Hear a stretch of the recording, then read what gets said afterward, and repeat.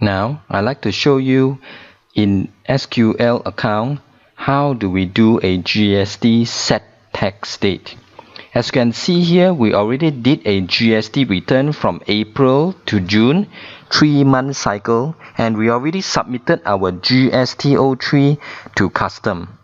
Once you have done that, as you probably would know, whenever you try to backdate a transaction to June, because you already submitted April to June, and when you try to save it, the system will automatically block you from saving the transaction, because once the GST return is calculated, you are not supposed and submitted, you are not supposed to amend them unless you do a resubmission amendment. However, in the situation of claiming input tax, you actually have the right to claim your input tax up to 6 years later. Hence, to make it easy for you to claim rather than a complete resubmission is actually this little function called Set Tax Date. So over here, a supplier invoice is provided for me backdated to June, so I have to follow the supplier date. However, I want to claim in July.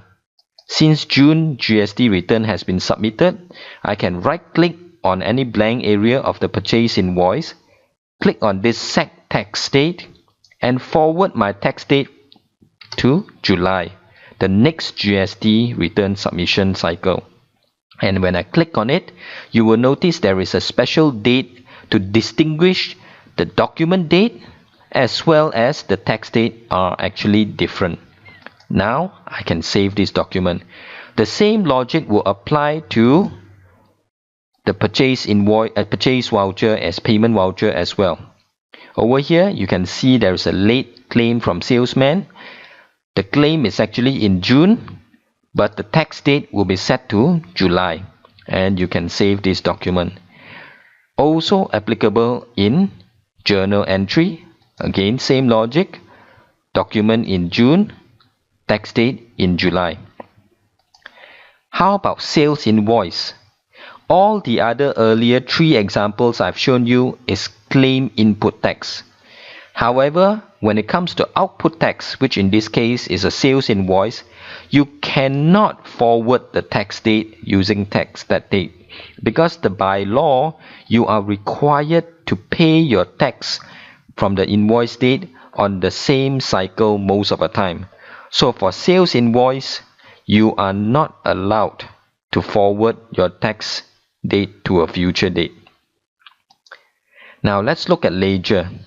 It's commonly asked when I look at my ledger report. For example, over here, earlier we have the payment voucher for stationery, late claim by salesman. The payment voucher was done in 2nd of June, and the tax date was set to July. But why is the transaction in June and the GST claimable still in not July but June? The reason is very simple. Since the tax itself originates from the transaction itself. This is the principal transaction. So the 100 ringgit and the 6 ringgit tax is considered one pair of transaction. We prefer not to display them in 2 separate transactions, otherwise it will be even more confusing. So they are one pair, we keep it as one pair. The principal as well as the child relation of this transaction is together on the same document date. To make it easy, if you go to Journal of Transaction Listing, you will be able to preview it. Again here, the same transaction, stationery purchase, late claim by salesman. It's still in June 2nd, but when you preview the report, you can load a special report called different post date versus tax date, and when you click on it, you will be able to clearly see the different date of the transaction post date, document date, as well as the tax date.